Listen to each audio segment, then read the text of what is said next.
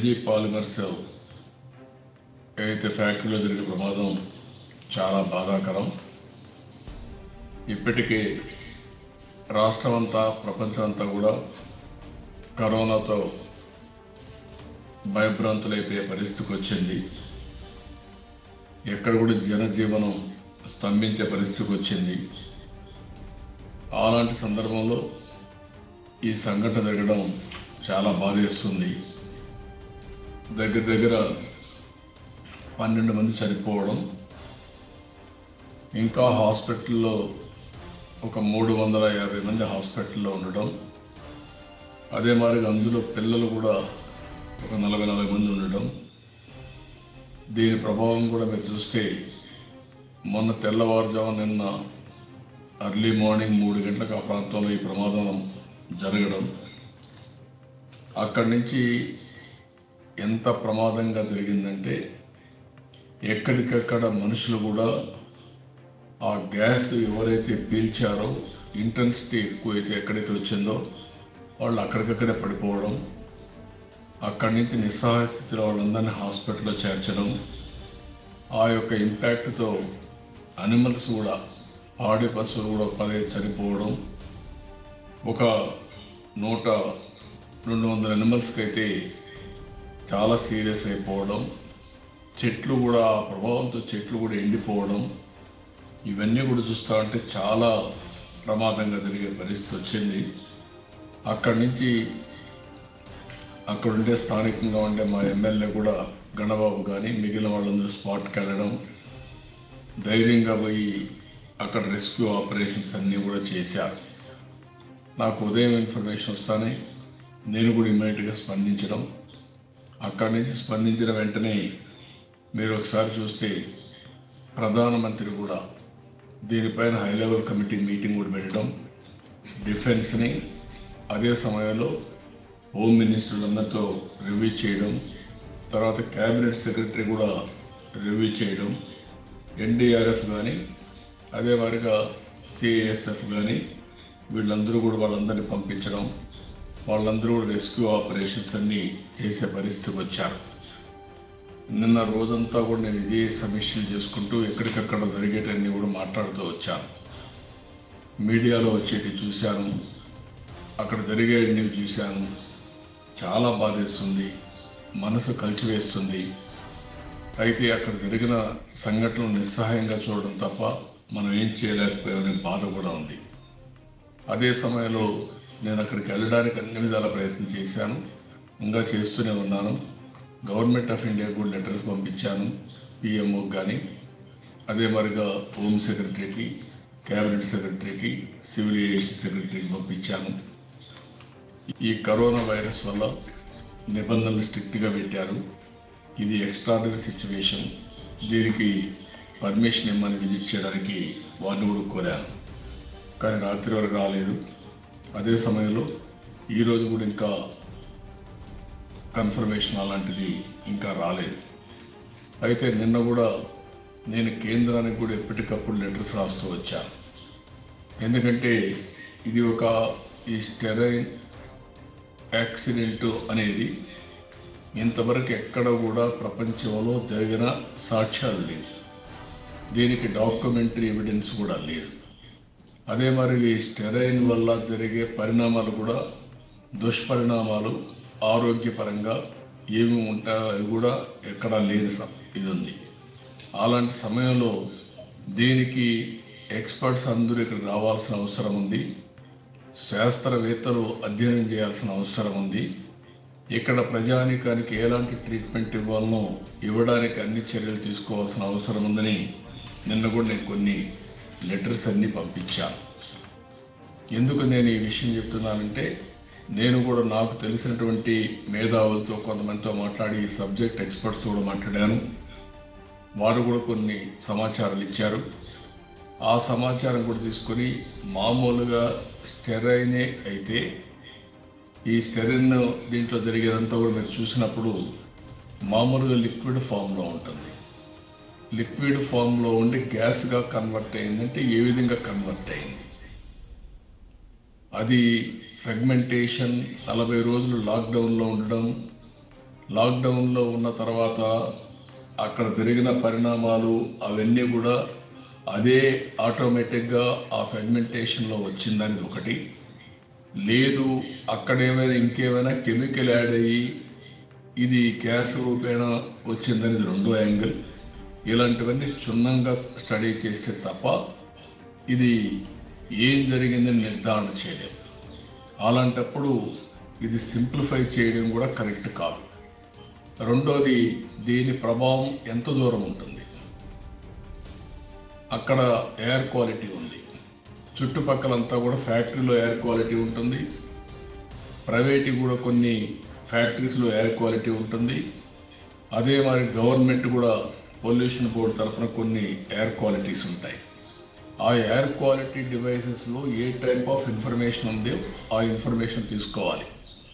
ఆ ఇన్ఫర్మేషన్ తీసుకొని ఈ ఇన్ఫర్మేషన్ అంతా కూడా అనలైజ్ చేసి ఆ రోజు ఏం జరిగింది, ఇది మానవ తప్పిదమా, టెక్నికల్ ప్రమాదమా, అలాంటి టెక్నికల్ ప్రమాదాన్ని కూడా విజువలైజ్ చేయకుండా పోవడం కూడా తప్పే. ఎందుకంటే లాక్డౌన్ పెట్టిన తర్వాత, లాక్డౌన్ లిఫ్ట్ చేసిన తర్వాత ఇది ఎసెన్షియల్ సర్వీస్ కూడా కాదు. ఒకవేళ ప్రమాదకరమైన ఈ ఇండస్ట్రీ ఓపెన్ చేసేటప్పుడు అన్ని జాగ్రత్తలు తీసుకొని ఇన్ని రోజులుగా క్లోజ్ చేశాం కాబట్టి ఇప్పుడు ఓపెన్ చేస్తున్నాం కాబట్టి పొల్యూషన్ కంట్రోల్ కానీ దీని కన్సర్న్ డిపార్ట్మెంట్స్ కానీ పర్సనల్ ఇన్స్పెక్ట్ చేసి అన్నీ సరిగా ఉన్న తర్వాతనే దీనికి పర్మిషన్ ఇచ్చి ఉండాల్సింది. అలాంటి కొన్ని నిబంధనలు పాటించాల్సిన అవసరం ఉంది.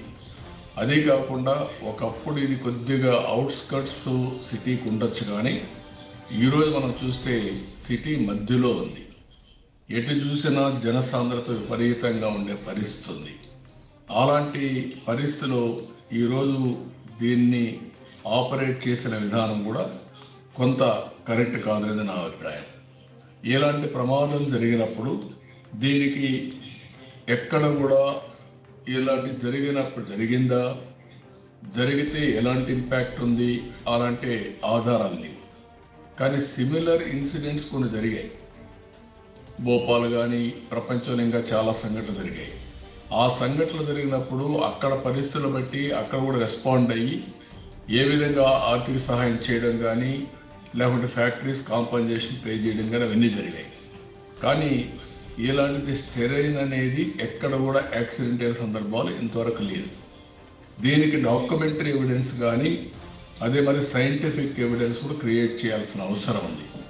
ఈ రెండు క్రియేట్ చేయాలంటే అక్కడ ఎవరైతే హాస్పిటల్లో ఉండే వాళ్ళని సింపుల్ ట్రీట్మెంట్తో ఇంటికి పంపిస్తే వాళ్ళకు మళ్ళీ సమస్యలు వస్తే ఆ సమస్యల్ని ఏ విధంగా ఫేస్ చేయాలనో ఇప్పటి నుంచి మనం అధిగమించాల్సిన అవసరం ఉంది. దీనికి ఎక్స్పర్ట్స్ డాక్టర్స్ అందరూ కూర్చొని కేంద్ర ప్రభుత్వ ఆధ్వర్యంలో ఇండియాలో ఉండే బెస్ట్ శాస్త్రవేత్తలు కానీ డాక్టర్స్ కానీ దీన్ని అధ్యయనం చేయడం, అదే మరిగా అలాంటి ట్రీట్మెంట్ ఇచ్చి అక్కడుండే ప్రజలందరినీ కాపాడవలసిన బాధ్యత, అలాంటి దానికి మొదటి ప్రాధాన్యత కూడా ఇవ్వాల్సిన అవసరం ఉంది. కానీ ఇది హ్యాండిల్ చేసిన విధానం అయితే చాలా బాధేస్తుంది. ముఖ్యమంత్రి నిన్న ఉదయం వెళ్ళారు. ఆయన చెప్పింది మీరు చూస్తే ఎల్జీ పాలిమర్స్ మల్టీనేషనల్ కంపెనీ మృతుల కుటుంబాలకు 1 కోటి పరిహారం అందేలా చూస్తాం. ఎల్జీ సంస్థ ఏ మేరకు పరిహారం ఇస్తుందో చూస్తాం. ఆపై సాయం ప్రభుత్వం నుంచి అందిస్తాం. చనిపోయిన వారి కుటుంబాల్లో ఒకరికి ఎల్జీ కంపెనీలో ఉద్యోగం ఇచ్చేలా చర్యలు తీసుకోవాలని అధికారులు ఆదేశిస్తున్నాం. సంస్థను తిరిగి ప్రారంభించాక అక్కడే ఉన్న వేరే చోట తరలించాలా, బాధిత కుటుంబాలకు ఉపాధి చూపిస్తాం. అంటే ఇది ఒక విధంగా చెప్పాలంటే క్యాజువల్గా తీసుకున్న విధానం. ఇది క్యాజువల్గా తీసుకోవడానికి వీలు లేదు. ఎందుకు నేను అంటున్నానంటే ఒక నేరం జరిగింది. మహాత్మా గాంధీ ఎన్నోసార్లు చెప్పారు, ఏదైనా ఒక నేరం జరిగినప్పుడు బాధితుడిని దృష్టిలో పెట్టుకొని ఆలోచించాలి తప్ప ఏదో ఫ్యాక్టరీ మేనేజ్మెంట్నో ఇంకొకరినో మనం దృష్టిలో పెట్టుకొని ఇది చేయడం కరెక్ట్ కాదు. రెండోది, ఇది సీరియస్నెస్ ఎంత సీరియస్నెస్ ఉందంటే నిన్ననే హైకోర్టు సోమోటో కింద తీసుకున్నారు, హ్యూమన్ రైట్స్ కమిషన్ తీసుకున్నారు. ఈరోజు నేషనల్ గ్రీన్ ట్రిబ్యునల్ 50 కోట్ల రూపాయలు ఎల్జీ పాలిమర్స్ని డిపాజిట్ చేయమన్నారు. ముందుగా కాంపన్సేషన్ కింద డిపాజిట్ చేయమని ఆదేశాలు ఇచ్చారు. అదే మరి ప్రధానమంత్రి హై లెవెల్ పవర్ కమిటీ హెచ్ఎల్సీకి పెట్టి అందరిని డిస్కస్ చేశారు. క్యాబినెట్ సెక్రటరీ టేకప్ చేశారు. ఏదైతే దీన్ని నివారించడానికి అవసరమైన మెటీరియల్ ఇక్కడ లేదంటే గుజరాత్ నుంచి ఇమ్మీడియట్గా పంపించే పరిస్థితికి వచ్చారు. ప్రత్యేకమైన ఫ్లైట్లో కూడా పంపించారు. అలాంటి సమయంలో ముఖ్యమంత్రి అక్కడికి వచ్చి క్యాజువల్గా తీసుకోవడం కరెక్ట్ కాదని నా అభిప్రాయం. ఇన్వెస్టిగేషన్ ఏదో మామూలుగా తూతూ మంత్రంగా నేను వీళ్ళకి చెప్పాను, వాళ్ళకి చెప్పాను, మా చీఫ్ సెక్రటరీ ఈ కుండ అధికారులు చేస్తారని చెప్పడం కరెక్ట్ కాదు. ఇది ఎక్స్పర్ట్స్ చేయాలి, సబ్జెక్ట్ తెలిసిన వాళ్ళు చేయాలి. వాళ్ళు ఆపరేషన్ ప్రొసీజర్స్ కరెక్ట్గా ఫాలో అయ్యారా లేదా, తీసుకోవాల్సిన ప్రికాషన్స్ అన్ని తీసుకున్నారా లేదా, ఆ కోణంలో దీన్ని ఇన్వెస్టిగేషన్ చేయాలి తప్ప పైపైన మనం చెప్పేసి ఏదో చిన్న చిన్న కేసులు పెట్టి, ఏదైతే కేసులు మీరు చూస్తే సెక్షన్ 278 ఐపీసీ 284, 285, 337, 338(2) కిందన కేసులు బుక్ చేసే పరిస్థితికి వచ్చారు.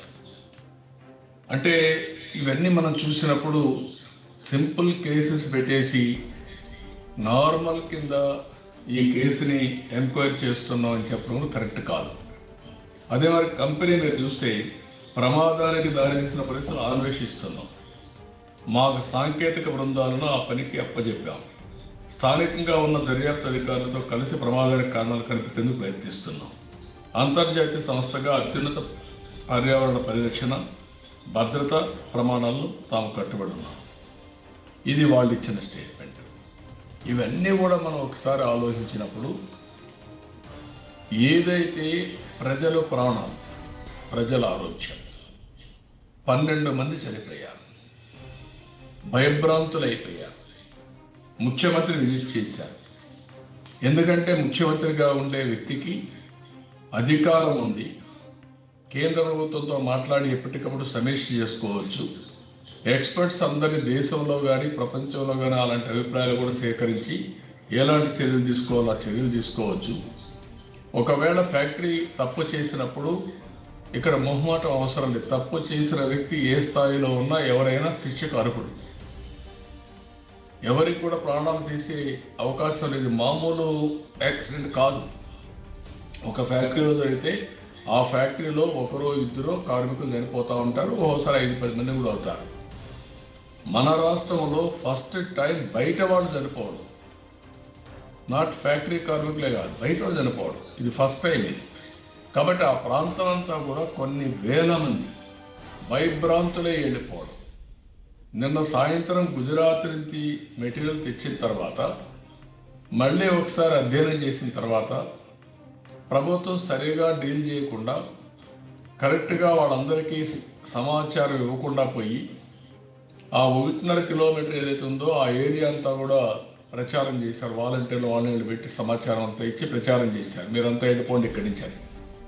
మళ్ళా ఏదో ప్రమాదం అవుతుంది, బ్లాస్టింగ్ అవుతుంది, కాబట్టి జాగ్రత్తగా ఉండండి. దాంతో విశాఖపట్నం మొత్తం స్ప్రెడ్ అయిపోయింది. రాత్రి ప్రతి ఒక్కరూ భయభ్రాంతులు అయిపోయేసి ఎక్కడికి వెళ్ళిపోయారు వీళ్ళందరూ? నేరుగా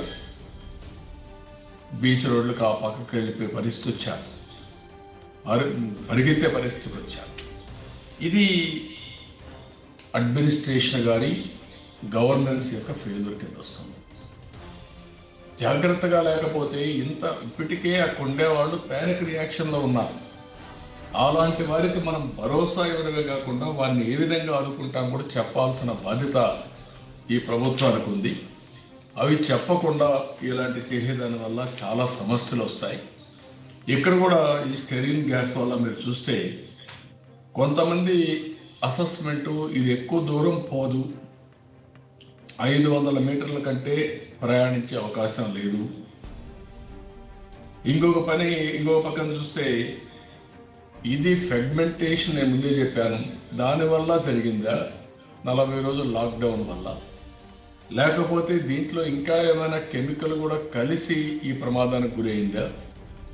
ఇవన్నీ కూడా సీరియస్గా తీసుకోవాల్సిన అవసరం ఉంది. అలాంటిది లాక్డౌన్ లిఫ్ట్ చేసినప్పుడు మీరు అనుకున్న ప్రోటోకాల్ సేఫ్టీ ఇవన్నీ కూడా ఫాలో అయ్యాలి. కడాన ఈరోజు మీరు చూస్తే అక్కడ సైరన్ ఉంది, ఆ సైరన్ కూడా మోగలేదు. విలేజర్స్ చెప్పిన దాన్ని బట్టి సైరన్ కానీ మోగుంటే మేము వెళ్ళిపోయి ఉండేవాళ్ళం, అది మోగలేదు.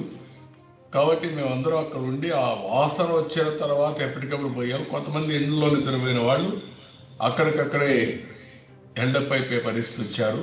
లేట్ అయిన వాళ్ళ గ్యాస్ వచ్చిన తర్వాత ఎక్కడికక్కడ పడిపోయే పరిస్థితికి వచ్చారు.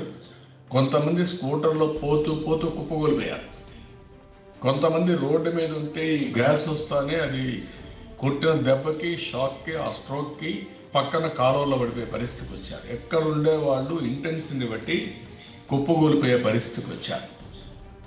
ఎన్డీఆర్ఎఫ్, సిఐఎస్ఎఫ్ చాలా మందిని కాపాడగలిగారు, 2,000 కుటుంబాలను కాపాడగలిగారు. వారిని మనస్ఫూర్తిగా అభినందిస్తున్నాం. ఇలాంటి సమయంలో ఈరోజు రాష్ట్ర ప్రభుత్వం కూడా బాధ్యత నెరవేర్చాలి తప్ప ఇది లైట్గా తీసుకోవడం చాలా కరెక్ట్ కాదు. ఎప్పుడైతే ప్రాపర్గా ఎంక్వైరీ చేయడం, అదే మార్గం దీని పరిణామాలు ఏమేమి ఉంటాయి, ఈ ప్రమాదానికి గురైన పరిస్థితులు ఏంటి అధ్యయనం చేయడం, అధ్యయనం చేసిన తర్వాత మనం యాక్షన్ ఏం చేయాలని కూడా ఇనిషియేట్ చేయడం, అదే సమయంలో ఇది జరిగిన సంఘటన పట్ల అక్కడుండే ప్రజలకు ఎంతవరకు వచ్చింది. నేను అందుకే చెప్పాను అన్నమాట, ఎయిర్ క్వాలిటీ. ఆ ఎయిర్ క్వాలిటీ అన్నీ తీసుకొని ఎంతవరకు ఆ ఎయిర్ క్వాలిటీ వచ్చింది, ఆ ఏరియా ఉండే అందరినీ కూడా మనం ఇయర్ మార్క్ చేసుకుని ఎంత తీవ్రత వచ్చింది కూడా చూసిన తర్వాత వీళ్ళకు షార్ట్ టర్మ్, మీడియం టర్మ్ ఏమేమి ట్రీట్మెంట్ ఇవ్వగలుగుతాం, ఇవ్వాల్సిన అవసరం ఉంది. అది చాలా ముఖ్యం. అది కానీ చేయాలంటే అక్కడ ఉండే ఏరియా వాళ్ళందరి యొక్క ఎలక్ట్రానిక్ హెల్త్ రికార్డ్స్ కూడా ఇప్పుడు ఎస్టాబ్లిష్ చేయాలి, మ్యాండేటరీ చేయాలి అవసరమైతే. అలాంటి హెల్త్ రికార్డ్స్ అన్ని కూడా ఎస్టాబ్లిష్ చేసి ఆ హెల్త్ రికార్డ్స్ ప్రకారం వాళ్ళ ట్రీట్మెంట్ అంతా కూడా చేసి మందులో కూడా ప్రపంచ స్థాయిలో ఉండే అత్యున్నతమైనటువంటి డాక్టర్స్ని వాళ్ళందరూ కూడా ఇన్వాల్వ్ చేసి వీళ్ళకి అన్ని విధాలా కాపాడే బాధ్యత ప్రభుత్వం తీసుకోవాల్సిన అవసరం ఉంది. ఇది ఫ్యాక్టరీ రెస్పాన్సిబిలిటీ ఒకటి. It is a failure of the factory, it will be international company. ప్రజల యొక్క ప్రాణాలతో, వాళ్ళ ఆరోగ్యంతో ఆడుకునే హక్కు ఎవరికీ లేదు. మనం దాన్ని గుర్తుపెట్టుకోవాల్సిన అవసరం ఉంది. విశాఖపట్నం అన్నది బెస్ట్ సిటీ కింద నుండి ఈరోజు ఈ విధంగా రావడం చాలా బాధేస్తుంది. నిన్నైతే రాత్రి సరిగా ఉండి నిద్రలేదు నాకు. ఇది తలుచుకున్నాక మనం పోలేకపోతున్నాం, నిస్సహాయత. ఇలాంటి పరిస్థితులు మనం ఏం చేయలేకపోతున్నాం, వాళ్ళకి బాధ ఉంది.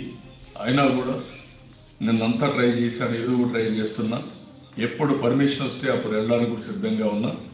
అదే సమయంలో తెలుగుదేశం పార్టీ తరఫున అచ్చెన్నాయుడిని, చిన్నరాజప్పని, అదే రామానాయుడు గారు ముగ్గురిని 3 మెంబర్ టీం కింద అక్కడే పంపిస్తున్నాం. అక్కడికి వెళ్ళి వాస్తవాలు ఏం జరిగాయో ఒకసారి అధ్యయనం చేయడం, అక్కడ ప్రజానీకానికి భరోసా ఇవ్వడం, ధైర్యంగా ఉండడం, ఇంకా ఏం చేయాలో ఇవన్నీ కూడా ఈ రోజుతో ఇది కాదు, వాళ్ళని ఆదుకోవాల్సిన బాధ్యత చాలా ఉంది. ఒక భరోసా కలిగి ఆ ఫ్యాక్టరీ కూడా అక్కడ తెరవడానికి వీలు లేదు. ఆ విషయం కూడా ఈ ప్రభుత్వం గుర్తుపెట్టుకోవాలి. చాలా లైట్గా అవసరమైతే చూస్తాం, వాళ్ళు డబ్బులు ఇస్తే తీసుకుంటాం, కాబట్టి మేమే ఇస్తాం. ఫ్యాక్టరీ షిఫ్ట్ చేయాలంటే కావాలంటే ఆలోచిస్తాం. ఎలాంటి అన్నీ కరెక్ట్ కాదు. ఆ ఫ్యాక్టరీ డెఫినెట్గా అక్కడి నుంచి ముందు క్లోజ్ చేయాలి, అవసరమైతే అక్కడి నుంచి షిఫ్ట్ చేయాలి, ఒకవేళ వాళ్ళు దోషులు కాదని తేలితే. అంతేగాని మేనమేషాలు లెక్క చేయడం కూడా కరెక్ట్ కాదు. ప్రజల ఆరోగ్యం ముఖ్యం. దీనికి కేంద్ర ప్రభుత్వ ఆదేశాలు ఉన్నాయి, సుప్రీంకోర్టు డెసిషన్స్ ఉన్నాయి. అలాంటివన్నీ దృష్టిలో పెట్టుకుని ఎక్కడికక్కడ ప్రమాదంగా ఉండవు అన్నీ కూడా ఎక్కడ సురక్షిత ప్రాంతాలు ఉంటే ఆ ప్రాంతాలకు షిఫ్ట్ చేయాల్సిన బాధ్యత ప్రభుత్వాలపై ఉంది. ప్రజల ప్రాణాలు, ప్రజల ఆరోగ్యం అన్నిటికంటే ముఖ్యం. ఆ విషయం గుర్తుపెట్టుకోవాల్సిందిగా ప్రభుత్వాన్ని డిమాండ్ చేస్తున్నా. అదే మాదిరిగా ఈరోజు జరిగిన సంఘటన పట్ల నా ప్రగాఢ సానుభూతి, ఎవరైతే చనిపోయారో ఆ కుటుంబాలకు ప్రగాఢ సానుభూతి తెలియజేస్తున్నా. మీరందరూ ధైర్యంగా ఉండండి. హాస్పిటల్లో చాలామంది ఇప్పుడు కూడా ట్రీట్మెంట్ తీసుకుంటున్నారు. మీరు ధైర్యంగా ఉండండి.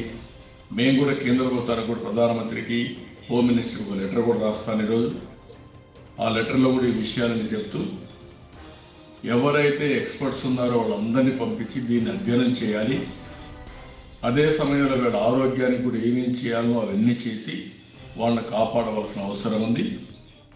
అవన్నీ చేసిన తర్వాతనే మనకు కొంత రిలీఫ్ వస్తుంది. అవన్నీ చేయడం కోసం అన్ని విధాలు మేము ప్రయత్నం చేస్తామని ఒక పార్టీగా, ఒక రాజకీయ పార్టీగా ప్రజలకు కూడా హామీ ఇస్తూ, విశాఖపట్నం ప్రజలకు హామీ ఇస్తూ ధైర్యంగా ఉండమని ప్రజానికాన్ని కూడా కోరుతున్నాను. నిన్న చాలామంది వాళ్ళ యొక్క ప్రాణాలు కూడా లెక్క పెట్టుకోకుండా అక్కడికి వెళ్ళి స్వైట్కి వెళ్ళారు. అలాంటి వారిని కూడా మనస్ఫూర్తిగా అభినందిస్తాను. నేను ఫస్ట్ ఈ ఇష్యూలో మాట్లాడితేనే మా ఎమ్మెల్యే అయితే గణబాబు అయితే స్పాట్కి వెళ్ళిపోయాడు. అక్కడి నుంచి మానిటరింగ్ చేస్తున్నాను. ఆయన మిగిలిన ఎమ్మెల్యేలు అందరూ వెళ్ళారు. వాళ్ళందరినీ మనస్ఫూర్తిగా అభినందిస్తున్నాం మీరు చేసిన కృషిని. అయితే దీన్ని మనం ప్రజలకు ఎట్లా చేయాలో చేసుకుంటూ లాస్ట్ వరకు జరిగే వరకు, న్యాయం జరిగే వరకు అందరూ వారికి అండగా ఉండాల్సిన అవసరం ఉంది. అండగా ఉంటామని చెప్పి మరొకసారి వాళ్ళందరికీ హామీ ఇస్తూ ఎప్పటికప్పుడు నేను అధ్యయనం చేశాను దీని యొక్క ఇంపాక్ట్స్ ఇవన్నీ. అదే మరి క్షేత్రస్థాయిలో ఏం జరుగుతుందో అవన్నీ కూడా వాచ్ చేశాం. ఎవరైనా దీన్ని సింపుల్గా తీసుకొని ఒక యాక్సిడెంట్ కింద బ్లడ్ వచ్చింది ట్రీట్ చేశాం, లేదా చెయ్యి ఎరిగింది ఫ్రాక్చర్ చేసాం అంటే కరెక్ట్ కాదు. దీన్ని ప్రాపర్గా అధ్యయనం చేసి ఏమీ లేదని చేస్తే చాలా సంతోషం. ఏదైనా ఇంపాక్ట్ ఉంటుందనుకుంటే మాత్రం అందరినీ కాపాడవలసిన బాధ్యత, ట్రీట్మెంట్ ఇవ్వాల్సిన బాధ్యత, వాటికి నష్టపరిహారం ఇవ్వాల్సిన బాధ్యత మన పైన ఉంది. అది చేయాలని చెప్పి ప్రభుత్వాన్ని డిమాండ్ చేస్తున్నా. దీన్ని క్లోజ్గా మానిటర్ చేయాలని కూడా కేంద్ర ప్రభుత్వాన్ని కోరుతాం. ఇప్పుడు మీరు ఎవరైనా ఏదైనా డౌట్స్ ఉంటే రాకేష్ గారు మీరు మాట్లాడగలరండి. Good afternoon sir. నమస్కారం సార్. నిన్న ముఖ్యమంత్రి చనిపోయిన కుటుంబాలకి ₹1,00,00,000 ప్రకటించాడు. నిన్న హాస్పిటల్లో ఉన్న వాళ్ళకి కూడా కొంత ప్రకటించాడు. కానీ ఈ నిన్న గ్యాస్ లీకేజీ వల్ల భవిష్యత్తులో కూడా దీర్ఘకాలికంగా కూడా చాలా మందికి సమస్యలు వస్తాయి. ఇప్పుడు వీళ్ళంతా డబ్బులు తీసుకుంటారు, డిశ్చార్జ్ అయిపోతారు. అంతవరకు వారికి దీర్ఘకాలిక సమస్యలు వస్తే ప్రభుత్వం వాళ్ళని గుర్తించడం ఎలా, వాళ్ళకి ఆర్థిక సాయం ఎలా చేస్తుంది ప్రభుత్వం? నేను అందుకనే ఒక మాట చెప్పాను మీకు. ముఖ్యమంత్రికి అవగాహన లోపం. ఆయన ఎవరు చెప్పినా వినడు. కనీసం 10 మందితో కన్సల్ట్ చేయడు. ఎందుకంటే ఇలాంటి సమస్య వచ్చినప్పుడు ముఖ్యమంత్రి ఏం చేయాలి? మీరు 10 మందితో మాట్లాడాలి. ఇది ఏ ఫ్యాక్టరీ, దీంట్లో ఏం తయారు చేస్తున్నారు, ఏం జరిగింది. అవసరమైతే నేను కానీ ఉంటే నేరుగా ఫ్యాక్టరీ దగ్గరికి వెళ్ళేవాడిని. ఎట్ట జరిగిందో వాచ్ చేయాలి. ఓకే, నిన్న కంట్రోల్ కాలేదు, తర్వాత వెళ్ళాలి. వెళ్ళి ఏం జరిగిందో అర్థం చేసుకొని దానివల్ల ఇంపాక్ట్స్ ఏమున్నాయో స్టడీ చేసుకోకముందే ఆయన ఎవరితో మాట్లాడకుండా ఏదో కలెక్టర్ గారు చెప్పారు కాబట్టి నేను అనౌన్స్ చేసి వచ్చేసారంటే ఇది పూర్తిగా అవగాహన రాహిత్యం. ఎందుకు హైకోర్టు ఇమ్మీడియట్గా పబ్లిక్ ఇంట్రెస్ట్ లిటిగేషన్ తీసుకున్నారు? ఎందుకు హ్యూమన్ రైట్స్ కమిషన్ టేకప్ చేసింది? ప్రధానమంత్రి ఎందుకు హై పవర్ కమిటీ మీటింగ్ పెట్టి అత్యున్నత స్థాయితో రివ్యూ చేసి క్యాబినెట్ సెక్రటరీ దీన్ని దృష్టిలో పెట్టుకొని రివ్యూ చేశారు? అదే సమయంలో ఈరోజు నేషనల్ గ్రీన్ ట్రిబ్యునల్ 50 కోట్లు ఎందుకు డిపాజిట్ చేయమన్నారు? మీకు ఎక్కడ సీరియస్నెస్ ఉంది, ఎక్కడ అవగాహన ఉంది? అక్కడే తప్పు జరుగుతాం. ఇది అవగాహన రాహిత్యం, అవగాహన లోపం. మళ్ళీ నాకు అన్నీ తెలుసని ఇప్పుడు నేను మాట్లాడాను అనుకోండి. నిన్న మీరు చూసుంటారు టీవీలో, లేకపోతే సోషల్ మీడియా, తెలుగుదేశం పార్టీనే ఇది చేశారు. అంటే ఇంక దీన్ని ఏ విధంగా వెళ్ళి నాకు చెప్పాలో నాకైతే అర్థం కావడం లేదు.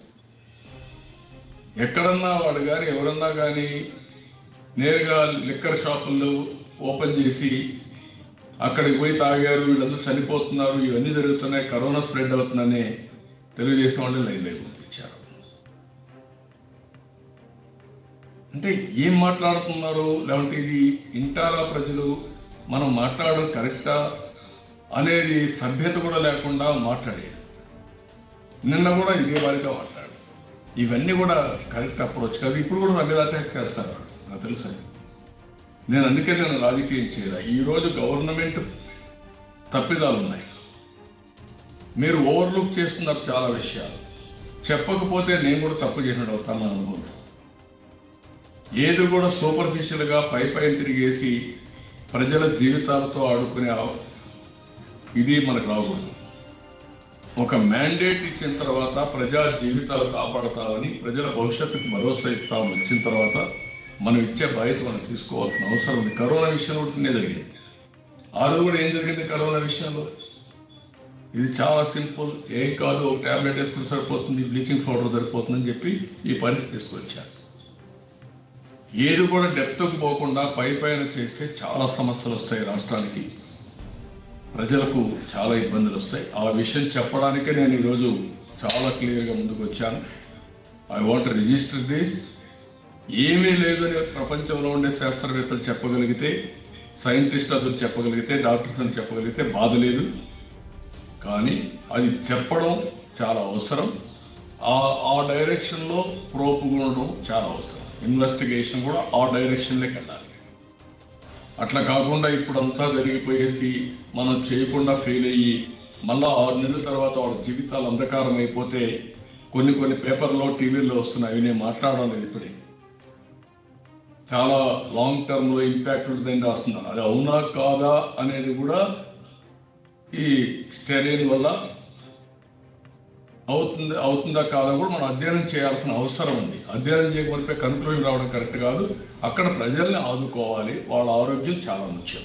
వాళ్ళ భయభ్రాంతులు కూడా చేయకూడదు. నేను అది వెరీ క్లియర్ అన్నా. నిన్న మీరు ఒక డెసిషన్ చెప్తాను. నిన్న సాయంత్రం ఎందుకు విశాఖపట్నం మొత్తం ఒక ప్యానిక్ రియాక్షన్ వచ్చింది?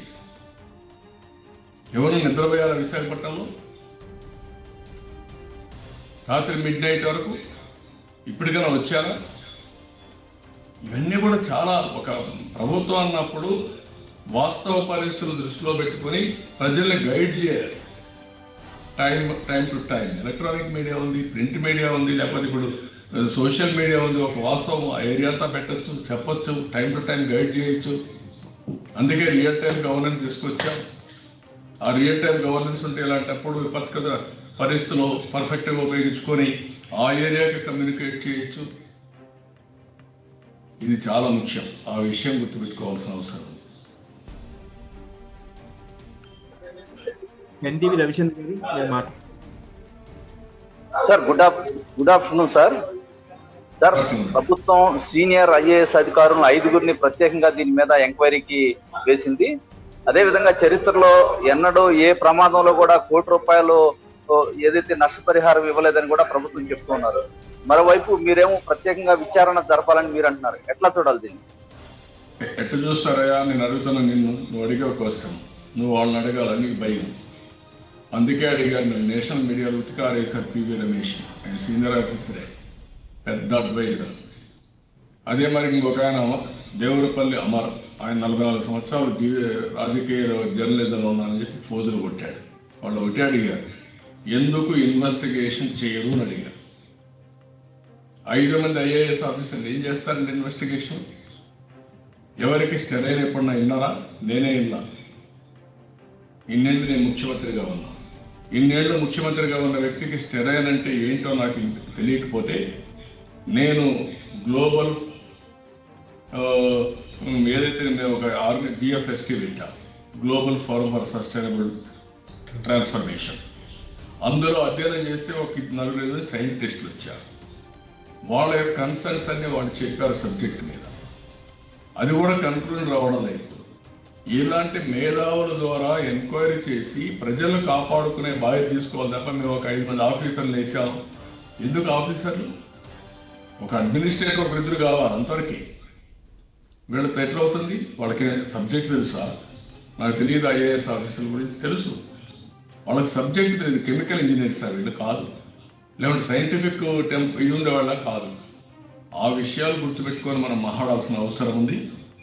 నిన్న కూడా నేను అడ్మినిస్ట్రేషన్ కొంత మందితో మాట్లాడితే ఏముంది సార్, హాస్పిటల్కి వచ్చారు, ట్రీట్మెంట్ ఇచ్చారు, వెళ్ళిపోతున్నారన్న. అంటే తాత్కాలికంగా ఊపిరి పీల్చుకోవచ్చు, ఆక్సిజన్ రావచ్చు. What is the impact? ఎందుకు చెట్లు కూడా కాలిపోయే పరిస్థితికి వచ్చాయి? I'm asking. ఎందుకు పశువులు అక్కడక్కడ జరిపే పరిస్థితికి వచ్చాయి? ఎందుకు మనుషులు పడిపోయారు? ఇవన్నీ కూడా అధ్యయనం చేయాల్సింది. ఏమీ లేకపోతే దట్ ఇస్ ఎక్సలెంట్. ఎందుకు సైరన్ ఇవ్వకుండా పోయే పరిస్థితి అభిగాలను అడ్మినిస్ట్రేట్ చేస్తారు? ఎందుకు ఆ రాత్రి 40 రోజులు లాక్డౌన్లో ఉన్న మెటీరియల్ వీళ్ళు ఏం చేస్తే గ్యాస్ కింద, అది స్టెరిల్ గ్యాస్ కింద కూడా కన్వర్ట్ కాదని ఒక ఆర్గ్యుమెంట్, 1/2 కిలోమీటర్ కంటే దూరం పోదని రెండో ఆర్గ్యుమెంట్. అది సెగ్మెంటేషన్లో వచ్చేసిందా, లేకపోతే వేరే ఏమన్నా యాడ్ చేస్తే కెమికల్ కింద ఫార్మ్ అయ్యి గ్యాస్ తయారైందా? ఇవన్నీ కూడా అధ్యయనం చేయాలి. It is not liquid. Liquid ఎంత దూరం పడుతుంది పడితే? So this are all issues. గాల్లో ఎంతవరకు ప్రభావితం చేసింది, ఇవన్నీ అధ్యయనం చేయాలి. అవి చేయాలంటే నేను ఏం చేశాను, అందుకే నేను వితండవాదం చేస్తా ఉంటాడు. అతను ఏం చేస్తే అదే రైట్. అందుకే కదా అన్నాడు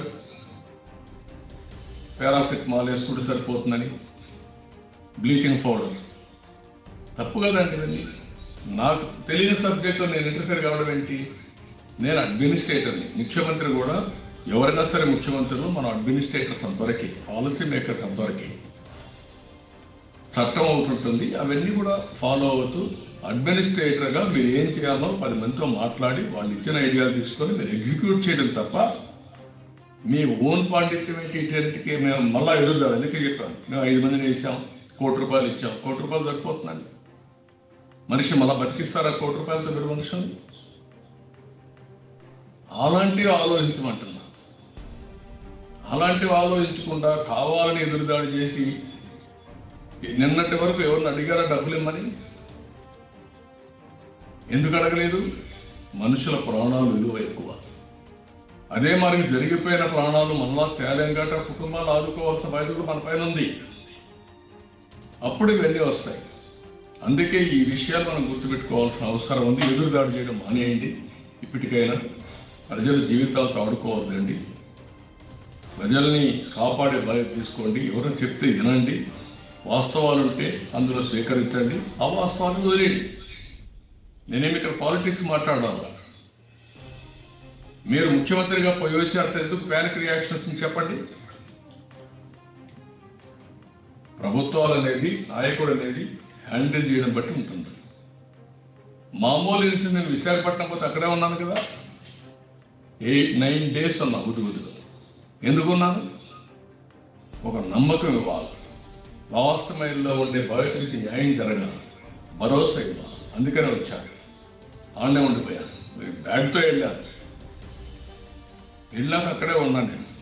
అప్పుడు పోవడానికి కూడా నాకు చాలా డిఫికల్ట్ అయింది. 3 మజిలీస్ హైదరాబాద్ నుంచి బయలుదేరితే రాజమండ్రి నుంచి గుంటూరు, విజయవాడ నుంచి రాజమండ్రి బెక్క, తెల్లవారు హెలికాప్టర్లు వెళ్ళా చేరారు. కాబట్టి నేను ఏమంటానంటే, ఏదైనా సరే ఎవరైనా సరే ముఖ్యమంత్రిగా ఉండే వ్యక్తి మనం అన్నింటిలో ఎక్స్పర్ట్. అంటే ఎక్స్పర్ట్ ఇన్ టెక్నాలజీ, ఏది ఇంజనీరింగ్లో.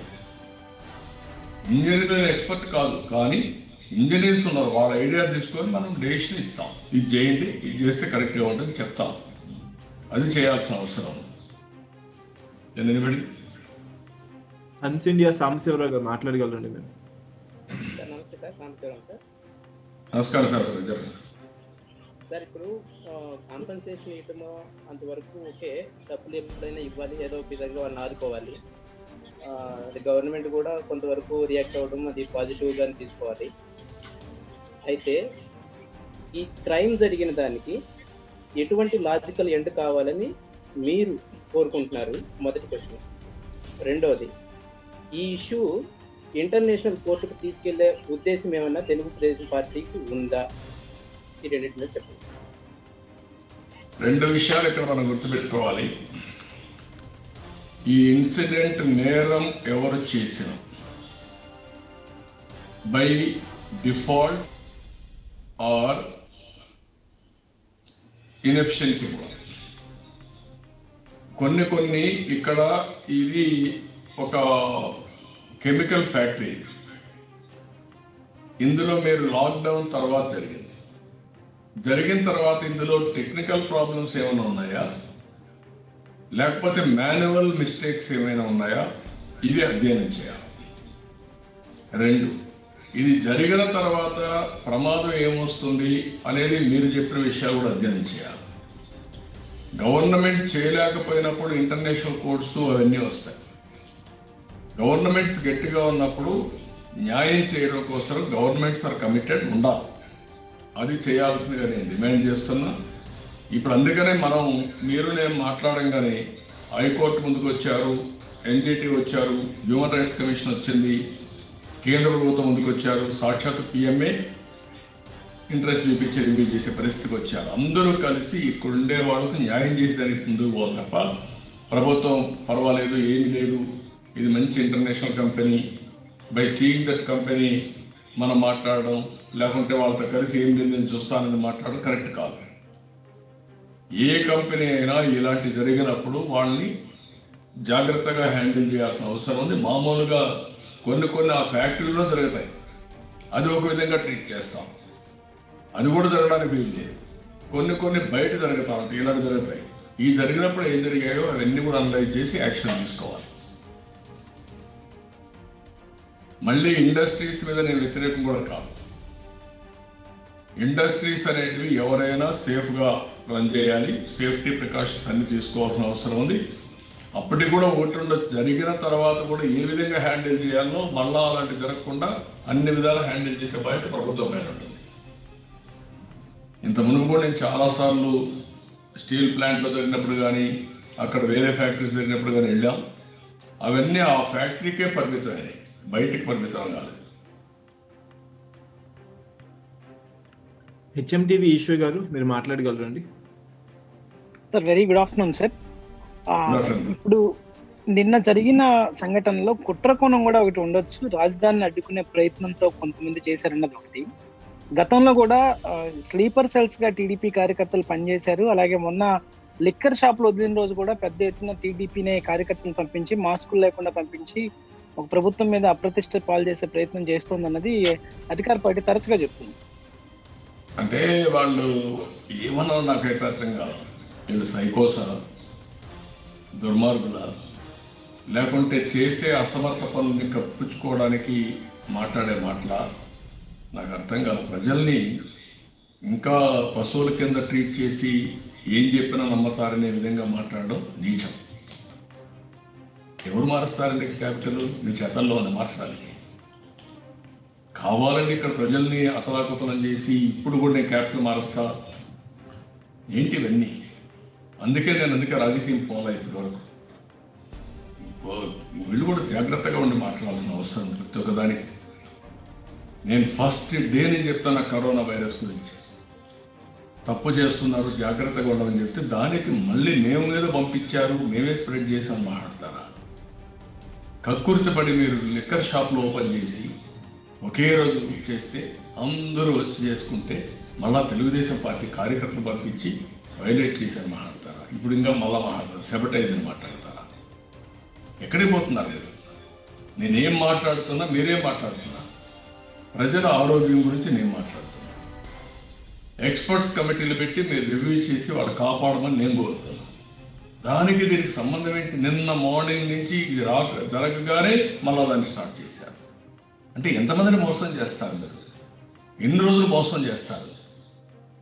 ప్రతి ఒక్క దాన్ని ఇదే మాదిరిగా ప్రజావేదిక విధ్వంసం నుంచి ఇదే మాదిరిగా మాట్లాడుకుంటూ వచ్చారు. ఒక సంవత్సరం నుంచి రాష్ట్రాన్ని అన్ని విధాలు నష్టపరిచారు.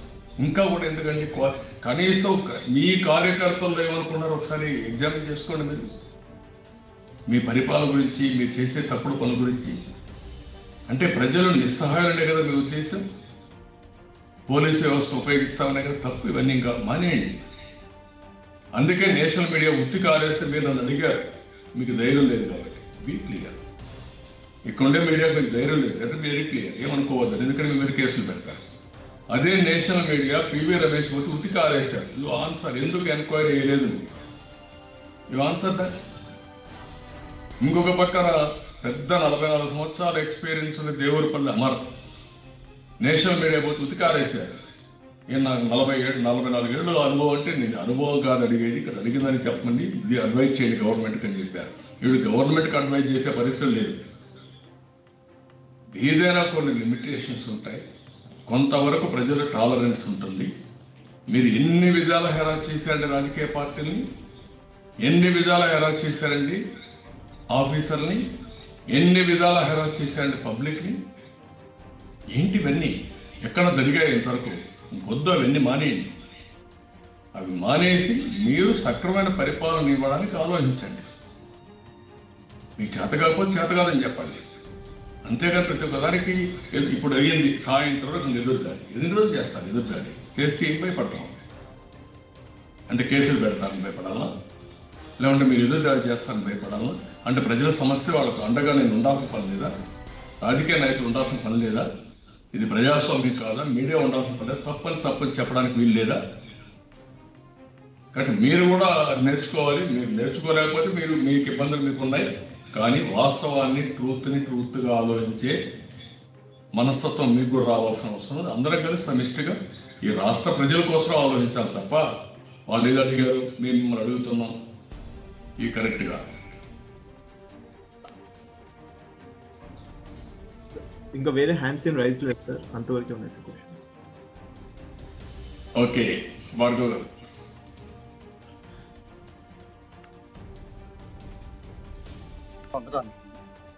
అట్లాంటి పరిస్థితి ఇక్కడ పునరావృతం కాకుండా ఏదైనా ప్రత్యేక కోర్టు ముందుగానే ఫామ్ చేయాలా, ఏం చేస్తే బాగుంటుంది కూడా ఆలోచన చేస్తే బెటర్ ఏమో.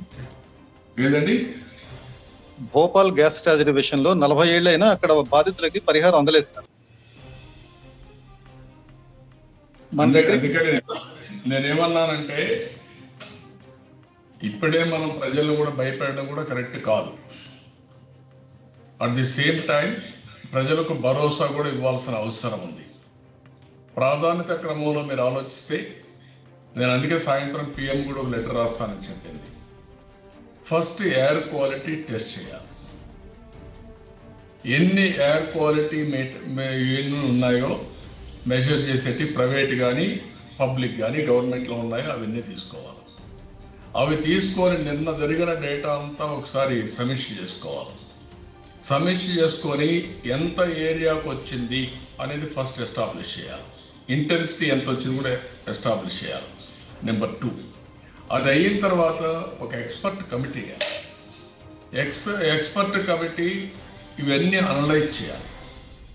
ఈ స్టెరీన్ యొక్క ఇంపాక్ట్ ప్రపంచంలో ఇప్పటివరకు evidence, scientific documentary evidence, scientific evidence లేదు కాబట్టి ఏం చేయాలా, ఎలాంటి ఇంపాక్ట్ ఉంటుంది, వీళ్ళు ఎవరైతే ఉన్నారో వీళ్ళందరినీ కూడా మనం అనలైజ్ చేసి అక్కడ ఉండే బాధితుల్ని వాళ్ళకు ది బెస్ట్ మెడికల్ అసిస్టెన్స్, వాళ్ళకి ఏమి ఇవ్వగలుగుతాం, వాళ్ళకు మీడియం టర్మ్లో లాంగ్ టర్మ్లో ఇంపాక్ట్స్ రాకుండా ఉండడానికి ఏమేం చేస్తామో అవన్నీ ఇప్పుడు చేయాలి, స్టార్ట్ చేయాలి.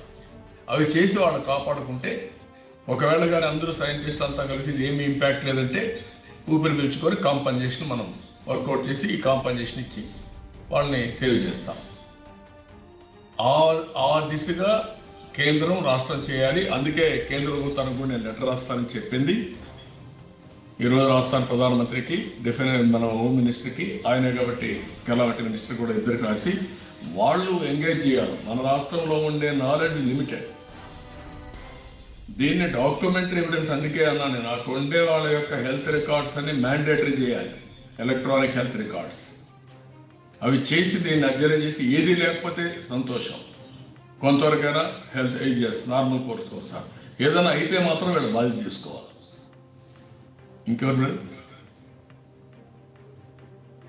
ఇంకొకరున్నారు మనం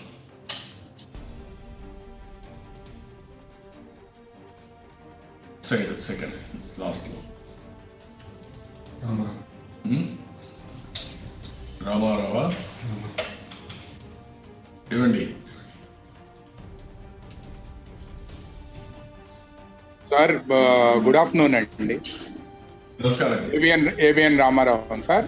సార్ ఇక్కడ 2 విషయాలండి. చాలా మంది ఎక్స్పర్ట్స్ ఏం చెప్తున్నారు అని అంటే, ఒకటి దాదాపుగా ఎవ్రీ 3 months కి, ఎవ్రీ 6 months కి కూడా కంపల్సరీగా వీళ్ళు హెల్త్ చెకప్ చేయించుకోవాల్సిందే, లేకపోతే కష్టం అవుతుంది. ఇది లాంగ్ రన్ లో లంగ్స్ కి అండ్ హార్ట్ కి అండ్ లివర్ కి వీటికి మీద ఇంపాక్ట్ చూపిస్తుంది అని చెప్తున్నారు. ఎలా చూస్తారు అంటే ఎక్స్పర్టైజ్ డాక్టర్స్, మీరు నిన్న లెటర్ లో కూడా రాశారు, పీయూష్ గోయల్ కి రాసిన లెటర్ లో అక్కడి నుంచి డాక్టర్స్ ని కూడా ఏమన్నా పంపిస్తే బాగుంటుంది, స్టడీ చేస్తే బాగుంటుంది. ఎలా రియాక్ట్ అవుతారు దీని మీద? నేనేమన్నానంటే బెస్ట్ సైంటిస్టులని, ఎవరైతే సైంటిఫిక్ నాలెడ్జ్ ఉండే వ్యక్తుల్ని ఏం జరిగిందనే దానికి, ఇలాంటి జరిగినప్పుడు ఇంపాక్ట్ ఆన్ హెల్త్ బెస్ట్ డాక్టర్స్ని సిమిలర్ ఫీల్డ్లో వాళ్ళు కూడా పెట్టి, ఇప్పుడు మీరు చెప్పినట్టు కొన్ని ఏంటంటే రకరకాలుగా సోషల్ మీడియాలో వస్తున్నాయి. మనం ఎవరిని కూడా ప్రజాస్వామ్యంలో కాదనే పరిస్థితుల్లో లేవు.